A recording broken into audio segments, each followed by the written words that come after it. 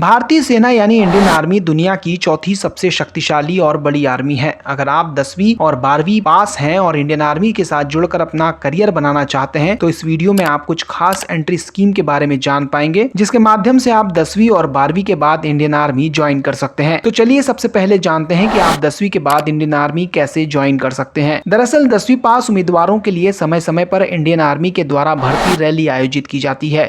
इसमें दौड़ और अन्य फिजिकल टेस्ट की सहायता से उम्मीदवारों को लिया जाता है। 10वीं के बाद आप सोल्जर, जनरल ड्यूटी तथा ट्रेड्समैन के लिए अप्लाई कर सकते हैं। दोनों पोस्ट के लिए आपकी उम्र 17 से 21 साल के बीच होनी चाहिए। ट्रेड्समैन के लिए ITI के छात्र भी आवेदन कर सकते हैं। इसमें सिलेक्शन के लिए सबसे पहले आपको रनिंग और फिजिकल टेस्ट निकालना होता है। इसके बाद आपको लिखित परीक्षा देनी होती है। इसके बाद मेडिकल टेस्ट होता है। फिर जो व्यक्ति फिट पाया जाता है उसे सैनिक के रूप में चुन लिया जाता है। इसी तरह 12वीं पास युवाओं के लिए भी भारतीय सेना ज्वाइन करने के कई मौके हैं। इसमें 3 प्रमुख एंट्री स्कीम है। पहली NDA एंट्री। NDA का पूरा नाम नेशनल डिफेंस एकेडमी है। भारतीय सेना में रिक्त पदों की पूर्ति के लिए साल में 2 बार UPSC द्वारा NDA एग्जाम को आयोजित किया जाता है। इसके लिए आवेदक का 12वीं पास होना जरूरी है। आवेदक की उम्र 16.5 साल से 19.5 साल के बीच होनी चाहिए। आवेदक अविवाहित पुरुष होना चाहिए। इसमें सबसे पहले लिखित परीक्षा होती है और उसके बाद इंटरव्यू होता है। इसके बाद फाइनल सिलेक्शन होता है।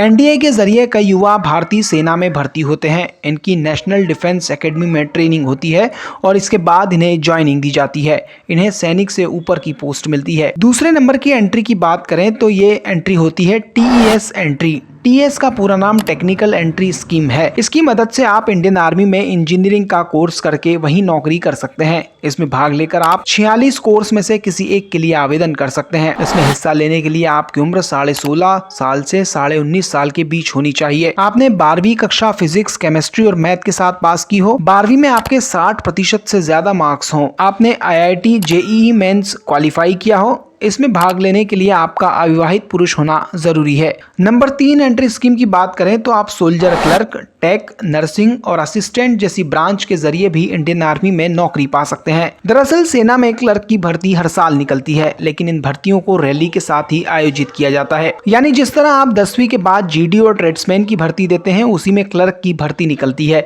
लेकिन इसके लिए योग्यता थोड़ी अलग है। इसके लिए आपका 12वीं पास होना जरूरी है। 12वीं में आपके 50% होना चाहिए। 12वीं में गणित और इंग्लिश विषय होना चाहिए। टेक के लिए आपका 12वीं में विषय फिजिक्स, केमिस्ट्री और मैथ होना चाहिए। इसी तरह नर्सिंग असिस्टेंट के लिए आपके 12वीं में विषय फिजिक्स, केमिस्ट्री और बायो होना चाहिए। इस तरह आप इन 4 एंट्री स्कीम के जरिए 10वीं और 12वीं पास होने के बाद इंडियन आर्मी को ज्वाइन कर सकते हैं और अपना करियर बना सकते हैं। Education desk, India reviews. अपनी नॉलेज को बढ़ाने और बेहतर एनालिसिस के लिए इंडिया रिव्यूज को सब्सक्राइब करें और अलग अलग विषयों पर डिटेल में पढ़ने के लिए indiareviews.com पर विजिट करें।